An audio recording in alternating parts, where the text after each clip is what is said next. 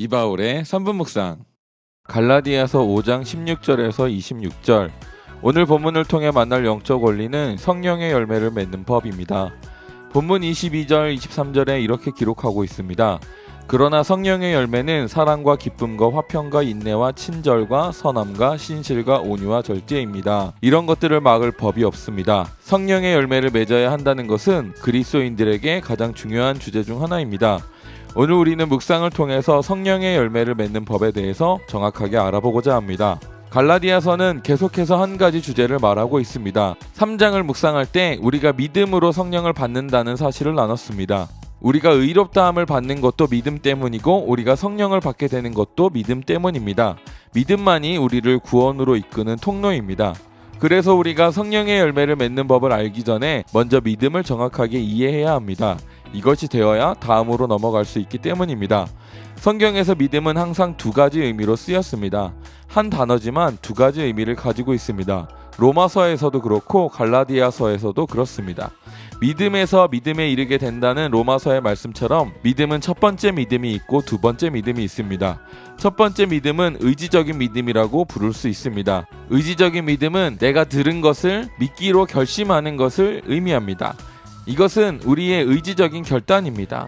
하지만 이 믿음은 그 자체로는 성경이 말한 약속들이 예와 아멘이 되게 할 수 없습니다. 이것은 믿음의 시작점이긴 하지만 그 자체로는 아무 효력이 없는 단순한 지적 동의, 의지적인 결단일 뿐입니다. 하나님은 의지적인 믿음으로 출발하여 당신께 믿음을 달라고 도움을 구하는 자녀들에게 두 번째 믿음인 효력을 바라는 믿음을 그 속에 창조해 주십니다. 이것이 하나님이 약속하신 믿음이고 하나님의 약속이 모두 예가 되게 하는 믿음입니다. 이 믿음은 우리가 만들어낼 수 없습니다.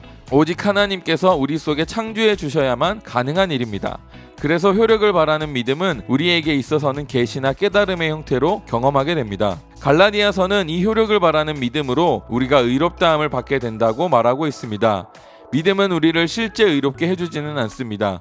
믿음으로 우리는 의롭다함을 받게 된 것이지 우리의 죄가 완전히 끊어졌다거나 우리의 삶이 완전히 경건하고 거룩하게 변화된 것은 아닙니다. 믿음으로 우리는 의롭다함을 받게 되고 그로 인해 약속된 성령을 받을 수 있게 되었습니다.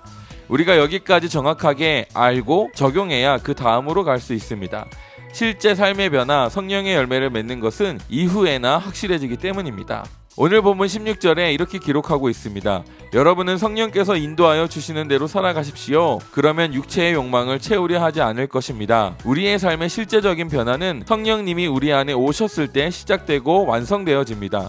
그래서 22절은 그 결과를 성령의 열매라고 칭하는 것입니다. 본문은 성령의 열매가 인간적인 노력, 종교적 열심과 의지적인 선행이나 고행으로 맺어진다고 말하지 않습니다. 본문은 성령의 열매는 성령님을 따라 살아갈 때 자연스럽게 맺어지는 것이라고 말하고 있습니다.